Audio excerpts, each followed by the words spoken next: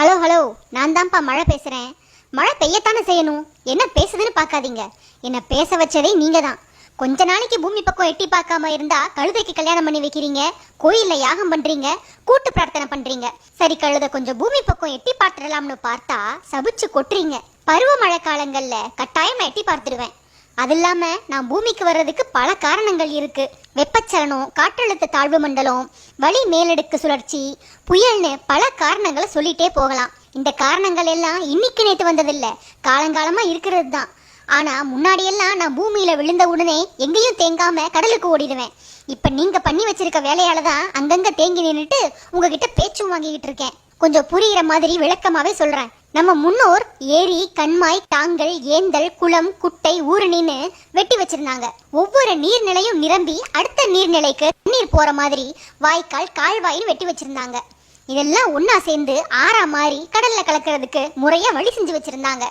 நான் பூமியில விழுந்து தண்ணீரா ஓடுற பாதையும் நீங்க அடைச்சிட்டீங்க. நீர்நிலைகளையும் மண்ணால மேவி மேடாக்கி குடியிருப்புகளை கட்டி வச்சிட்டீங்க.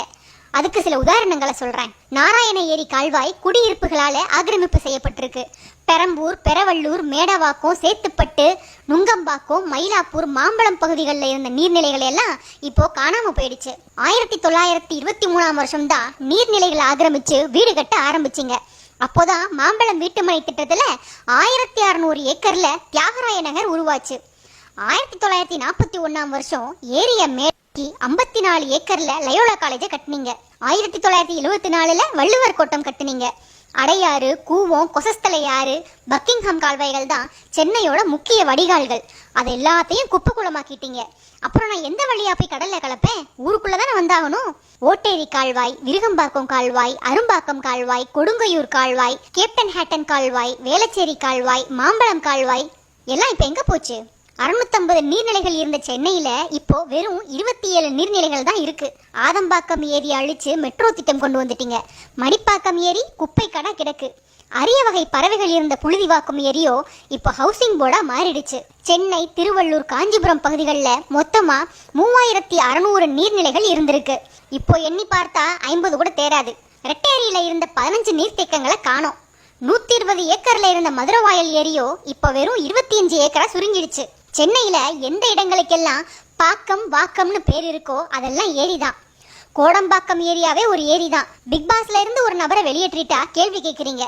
ஆனா அதே நீங்க ஏரிகள் ஆக்கிரமிக்கப்பட்டதற்காக போராடி இருந்தா இன்னைக்கு சென்னை வெள்ளக்காடா மாறி இருக்காது. மாம்பழத்துல லேக் வியூ ஸ்ட்ரீட்னு ஒன்று இருக்கு. ஆனா அங்க லேக் இல்ல. தார் ரோடு போடுறப்போ பழைய ரோட்டை சுரண்டிட்டு போடாம அப்படியே மேலேயே ரோடு போட்டதால ரோடெல்லாம் மேடாகி போயிடுச்சு. இப்படி பூமிக்கு நான் வந்து தேங்கின தங்கின நீர்நிலைகள் எல்லாத்தையும் அழிச்சிட்டீங்க. நான் ஓடிக்கிட்டு இருந்த வாய்க்கால், கால்வாய் எல்லாத்தையும் காலி பண்ணிட்டீங்க.